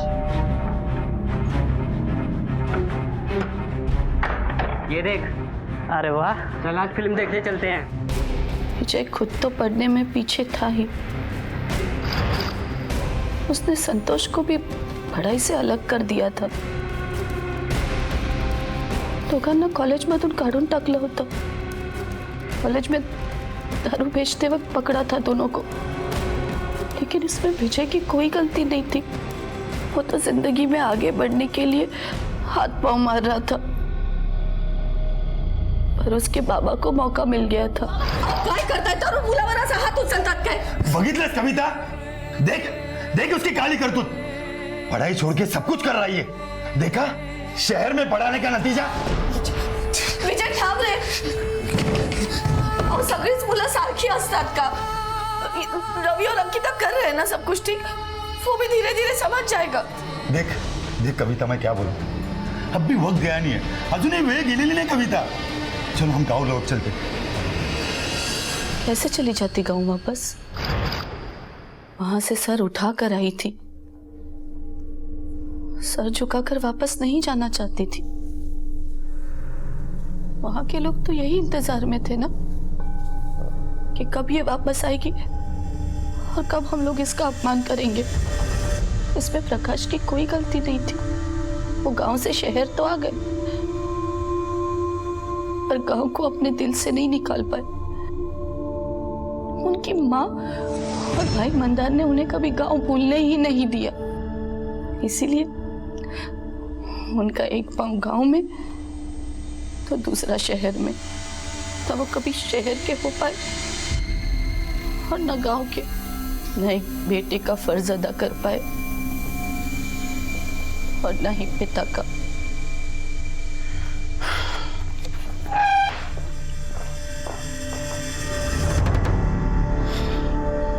प्रतिमा, ये कविता सीधा जवाब नहीं देने वाली। इतनी देर से इंटरोगेशन कर रहे हैं, सिर्फ बातें घुमा रही है। शायद शौक में है। सर ये कोई शौक वॉक में नहीं है, देर शानी है। अगर आप कहें तो अपने तरीके से उगलवाओ सब।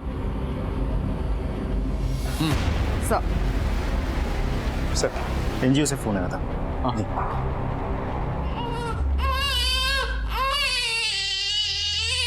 इसको तो बहुत बुकार आहे। खूप केला तुझ्या वयाचा मान, आता बोल चल काय आहे? हा विजय कुठे आहे सांग? काय विजय, क्या किया उसके साथ तूने? बता। जहर दे के मारा ना तूने सबको? देख बोल वरना तेरी चमड़ी उधेड़ के रख दूंगी। बता, बोलतेस का? बोलणारस का? 5 नवंबर सकाळी 9 ते संध्याकाळी 7 विजय की फोन की लास्ट लोकेशन उसी जगह थी जहां उसकी बाइक मिली थी, और विजय अभी तक मिसिंग है। प्राइम सस्पेक्ट कविता।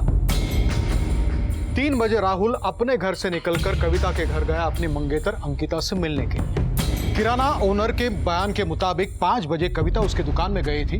हाँ साहब, कविता काकी कल आई थी यहाँ पे जहर लेने के लिए। रात को 10 बजे पड़ोसियों ने एक छोटे बच्चे की रोने की आवाज सुनी।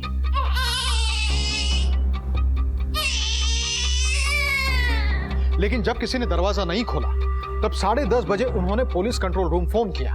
11 बजे जब हम वहां पहुंचे तब हमने 3 लाशें देखी और कविता एक छोटे बच्चे को अपनी गोद में लिए उन लाशों के बीच बैठी हुई मिली। सर पोस्टमार्टम रिपोर्ट के मुताबिक तीनों की मौत शाम के 7 बजे से लेकर रात के 9 बजे के बीच हुई। हमें लगता है कि कविता ने ये सब कुछ किया, लेकिन पता नहीं क्यों। और दूसरी तरफ हम अभी तक विजय तक नहीं पहुंच सके, जिससे ये साबित हो पाए कि सब में विजय का क्या हाथ है और आखिर विजय है कहाँ। और जिस तरह से कविता विजय के बारे में बात कर रही है, बहुत कष्ट में बीता था मेरे विजय का बचपन। तो ऐसा लग रहा है कि अपने तीनों बच्चों में से सबसे ज्यादा वो विजय से प्यार करती है। कहीं ये भाइयों के बीच का झगड़ा तो नहीं है? सर, इस संतोष विजय का जिगरी दोस्त है, कुछ ना कुछ उसे जरूर पता होगा, लेकिन हमसे छुपा रहा है। सर, खूब प्रयत्न केला, ये कविता मोटी चमड़ी की है, कुछ नहीं बोल रही। साहब, मालवनी पुलिस स्टेशन की एफआईआर की कॉपी, जहाँ संतोष ने विजय के खिलाफ 8 महीने पहले एफआईआर दर्ज कराई थी।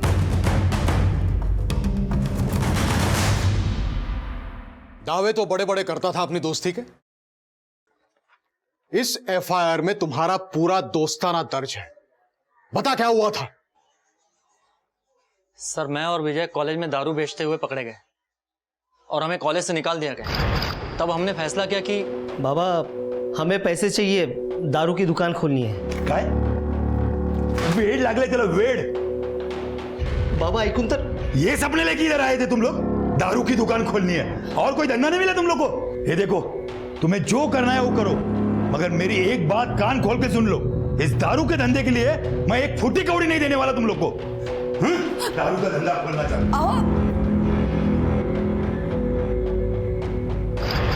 ऐसे तैसे करके काकी ने काका को मना लिया। सारे पैसे का जुगाड़ काकी ने कर दिया और हमारी दारू की दुकान खुल गई। 1 साल तक सब ठीक चला, लेकिन उसके बाद विजय के मन में खोट पैदा होगी। उसने नई बाइक खरीदी, मुझे बोला बाबा ने खरीद के दिए। नया मोबाइल खरीदा, बोला कि बाबा ने खरीद के दिया। मुझे समझ में आ गया था सब, ये हिसाब में कुछ तो गड़बड़ी कर रहा है। चल, क्या कर रहा है? चल बाहर निकल। क्या कर रहा है तू? बाहर निकल, चल इधर से, चल निकल बाहर। क्या कर रहा है? क्या कर रहा है मतलब? साले, मैंने इस दुकान के लिए मेहनत की है। हाँ, मानता हूँ ना तेरी मेहनत है, लेकिन पैसे मेरे लगे हैं। आज तक तेरे को बराबर दे रहा था, लेकिन आज के बाद तेरे को 10 टका मिलेगा। करने तो निकल इधर से, चल। धोखेबाज। हमारे अलग होने के बाद विजय ने जो पैसे चुराए थे, काकी ने उसके 2 हिस्से किए। मुझे मेरा हिस्सा दे दिया। काकी, गप्पा बस। विजय, दोस्ती की कदर करना सीख। इसी की दोस्ती के सहारे खड़ा रहा था ना, और आज इसी को गिरा रहा है। अच्छे दोस्त किस्मत वालों को मिलते हैं, लक्ष्य ठेव। काकी छोड़। 1 मिनट संतोष।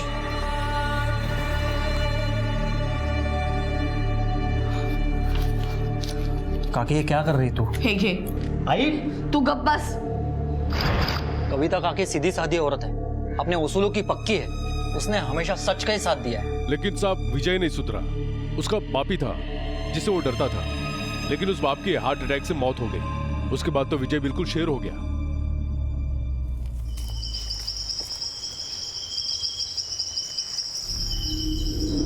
लेकिन राहुल ने रोक दिया। वो नहीं चाहता था कि विजय जेल जाए, क्योंकि वो अंकिता का बड़ा भाई था ना, इसलिए। इतना सब कुछ होने के बावजूद भी तुम ये नहीं मानते कि विजय ने ही रवि, राहुल और अंकिता को जहर देके मारा है? नहीं, क्योंकि 20 दिन पहले। विजय, अब काय को बुलाया मेरे को इधर? संतोष, मुझे माफ कर दे। मैं दोस्ती के रिश्ते को लालच के तराजू में तोड़ रहा था। पहले कम से कम एक कंधा तो था जिस पर मैं सर रखकर रो सकता था। रब, संतोष, तुझे बताता हूँ, जब मैं बचपन में शहर आया ना, तो मैं अकेला नहीं रहना चाहता था। रब, अब मैं अकेला रह गया हूँ। विजय को मैं बचपन से जानता हूँ, वो सच कह रहा था साहब। वो पूरा बदल चुका था। उस दिन के बाद उसने कभी किसी से कोई झगड़ा नहीं किया। मेरे घर पे आया, बाबा और राहुल से माफी मांगी। मैं पूरे यकीन के साथ कह सकता हूँ सर, इन हत्याओं के पीछे विजय का दूर दूर तक कोई संबंध नहीं है। विजय का अचानक हृदय परिवर्तन हुआ, इसका क्या कारण हो सकता है? ये तो मैं नहीं जानता, लेकिन विजय पर पूरा विश्वास था मेरा। अरे मूर्ख है तू, मूर्ख। विजय ने सबको मारा है और अपने ऊपर आए हुए शक को हटाने के लिए वो मगरमच्छ के आंसू बहाते गया। और वो कविता, वो भी कुछ कम नहीं है। वो बच्ची के हर काली करतूत पर पर्दा डालती रही अब तक, और अब नहीं डालेगी क्या? वो अपने बच्चे के हर गुनाह को छुपाती आई है।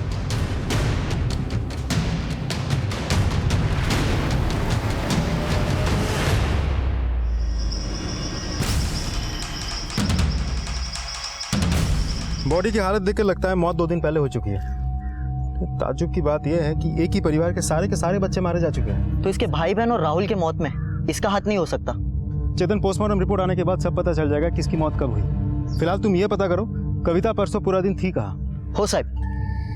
सर, पूछताछ से पता चला कि कविता परसों अपने घर के आसपास ही थी। इसका मतलब उसने विजय को किसी और से मरवाया है। विजय की लाश को देख कर कविता ने जिस तरह से रिएक्ट किया, बड़ी हैरत की बात है। अपना चहीता बेटा आज जला सामने बॉडी पड़ी है, लेकिन वो रोई नहीं। उसके चेहरे पे कोई दुख नहीं था। क्यों? क्योंकि उसी ने अपने सारे बच्चों की हत्या की या करवाई। हो सकता है। विजय की लाश जहां पे मिली और उसकी बाइक जहां पे मिली, इन दोनों के बीच 5 किलोमीटर का अंतर था। हो सकता है किसी ने उसे मार के उसकी लाश को और उसकी बाइक को अलग अलग जगहों पर ठिकाने पे लगा दिया है। विजय का फोन अनलॉक हुआ, कुछ डिटेल्स मिले। सर, हमारी टीम फॉलो अप कर रही है, अगले 2-3 घंटों में रिपोर्ट मिल जाएगी। कविता के फोन रिकॉर्ड्स को भी हमें बारीकी से टटोलना होगा।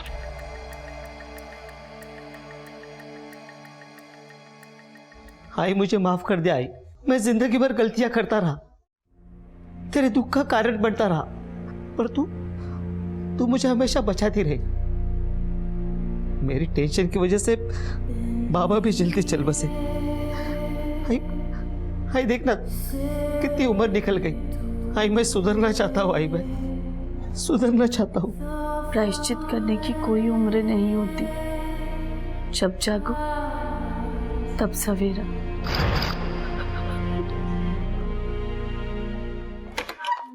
सर, कविता के कॉल रिकॉर्ड्स के मुताबिक 5 नवंबर या उससे पहले किसी भी संदिग्ध नंबर पे कोई एसएमएस या फोन नहीं किया गया है।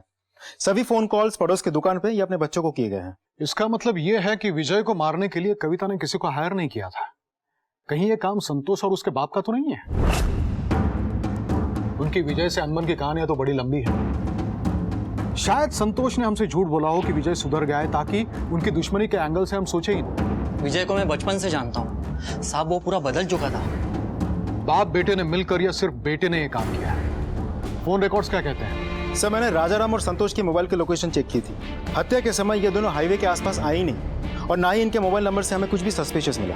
सर, विजय के कॉल रिकॉर्ड से जो डेटा हमें मिला है, उसकी मदद से हम उस छोटे बच्चे की शिनाख्त तक पहुंच सकते हैं जो कविता की गोद में मिला।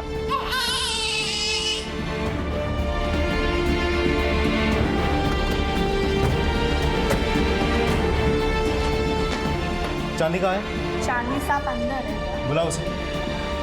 ये रहे तुम्हारे और विजय के बीच भेजे गए सारे मैसेजेस और ये कॉल डिटेल्स। रिश्ता क्या था तुम दोनों का? साहब, यहाँ कोई भी लड़की उसे घास नहीं डालती थी। उसने यहाँ आना जाना शुरू कर दिया और धीरे धीरे हम दोनों में प्यार हो गया। और साहब, उसका बच्चा मेरे पेट में ठहर गया।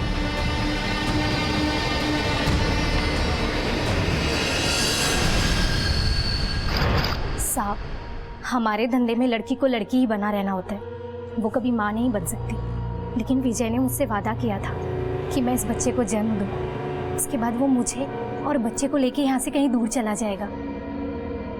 लेकिन बच्चा तो हो गया साहब, लेकिन विजय के सारे वादे झूठे निकले। उसने यहाँ आना जाना छोड़ दिया। और मैं नहीं चाहती थी कि मेरे बच्चे की इस माहौल में परवरिश हो, इसलिए मैं अपने बच्चे को लेके खुद उसके पास चली गई। ना जाने सर विजय को क्या हो गया था, वो अपने बच्चे को देख करके रोने लगा। विजय को देखकर ऐसा लग रहा था कि जैसे उसे अपने काम में पहली बार सफलता मिली हो। उसने मुझसे वादा किया था कि वो बच्चे की देखभाल करेगा, और 4 नवंबर को वो यहाँ आया भी था। हमारी मैडम को पैसे दिए और बच्चे को लेकर चला गया। मुझे भी चलने के लिए कहा था, लेकिन मैंने मना कर दिया सर। फिर विजय के साथ कब बात हुई तुम्हारी? सब उसके बाद मैंने उसे कई बार फ़ोन लगाने की कोशिश करी, लेकिन उसका फ़ोन नहीं लगा। और अब तो पता चला है कि वो मर चुका है। पर मेरा बच्चा कहाँ है साहब?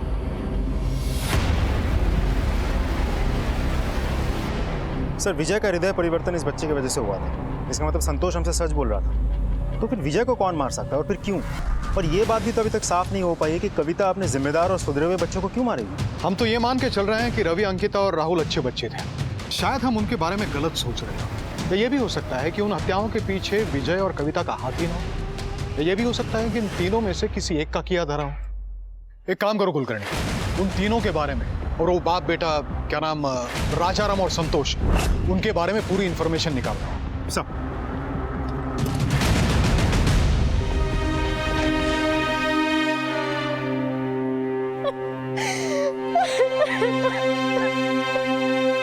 मैडम, रवि, राहुल और अंकिता ये बहुत अच्छे थे, इन तीनों में कोई खराबी नहीं थी। नहीं साहब, उस दिन कविता काकी तो घर पे थी, बाहर आते जाते समय मुझे नहीं दिखी। साहब, संतोष और राजाराम को मैं बरसों से जानता हूँ, बहुत ही सीधे साधे लोग थे साहब, लेकिन ये विजय एक नंबर का कमीना था साहब। बोलन तुला मारत का शाला रे। हाँ दे दो ना कर्ज। हाँ मेहरबानी किया है क्या, दान दिया है क्या? धंधा जमने दे देता हूँ, बार बार घर आने की जरूरत नहीं, समझे ना? साहब, विजय का तो मत पूछो, एक नंबर का बेकार आदमी था साहब, जो अपने माँ बाप का नहीं सकता, दूसरा का क्या होगा।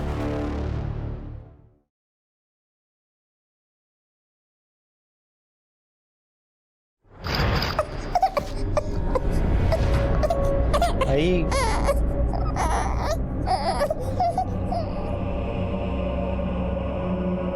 किसका बच्चा है? कुठून आणलंस याला? आई हे माझं बाळ आहे, मेरा बेटा है ये।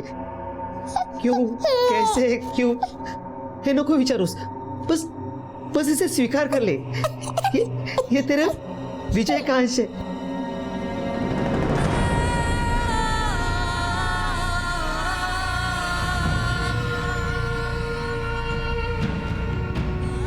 आई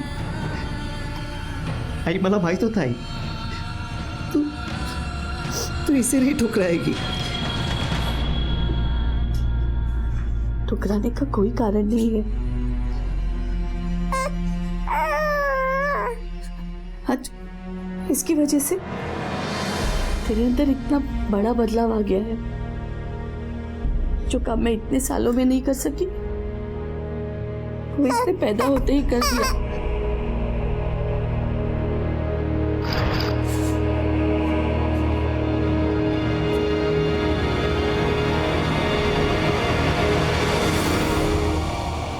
संपदा, उठाओ। चलो उठ।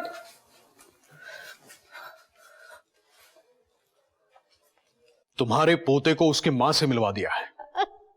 एक वो मां है जो अपने कठिन समय में भी अपने बच्चे के भविष्य को लेकर गहरी चिंता में है, और एक तुम हो जिसने विजय, रवि, अंकिता और राहुल को मौत के घाट उतार दिया। उनके भविष्य को निगल गई तुम। एक जंग जीतनी थी मुझे, लेकिन कब मेरे सपने मेरे हाथों से रेत की तरह फिसल गए, पता ही नहीं चला। देखो, कुछ नहीं है मेरे हाथों में, खाली है मेरे हाथ, कुछ नहीं है, कुछ नहीं है, सब खत्म हो गया, सब खत्म हो गया।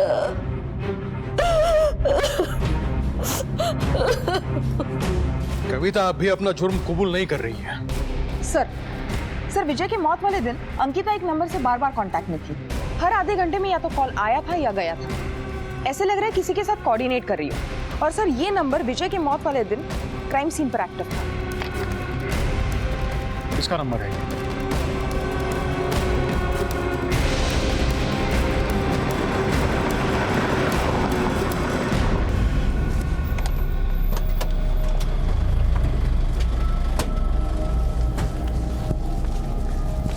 मंदार। हाँ, काय काम होतं? मुंबई पुलिस, ले चलो इसे। चल चल। सब मैंने किया क्या है सब? ले आओ इसे। अरे आई। अरे काय झालं? अरे का पकडलं त्याला? अरे कोणी थांबवा ना। चलो तेरी गाड़ी से जो हमें खून के निशान मिले वो किसका है?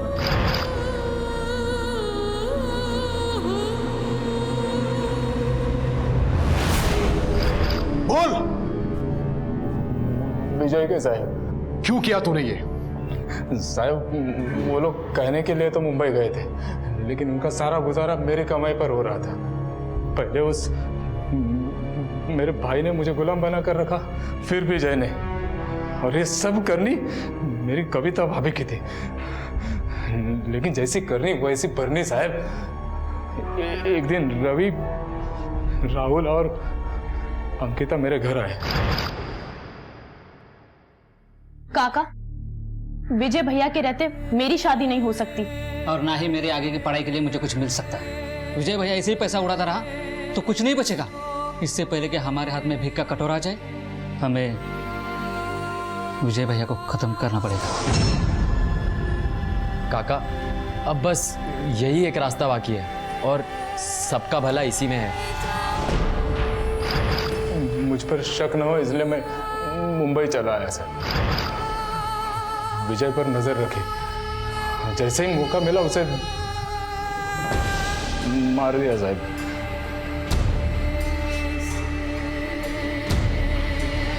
बाइक को वहीं छुपाकर बॉडी को दूर जंगल में ठिकाने लगा दिया साहब।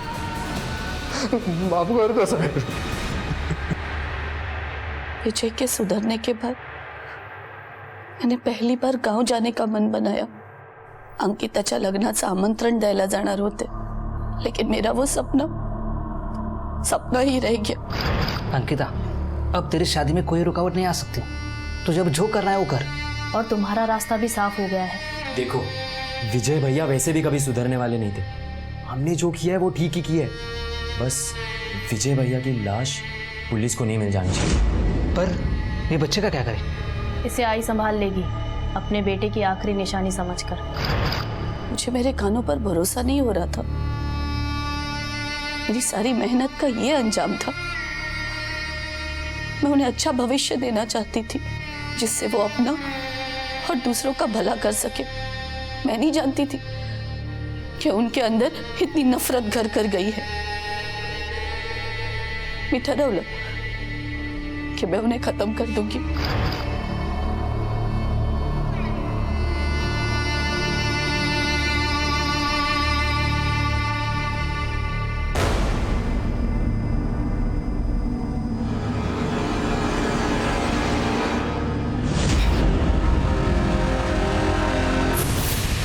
क्या गलती हुई मुझसे? अपने बच्चों के हित के लिए सबसे लड़ती रही। मेरे पति और मेरे बीच हमेशा लड़ाई इनको लेकर ही होती थी। मेरे ससुराल वालों से भी इनके लिए बैर लिया मैंने। सबकी गालियां सुनी, सबकी बद्दुआएं ली, पर नहीं, फेल हो गई मैं, हार गई मैं, हार गई।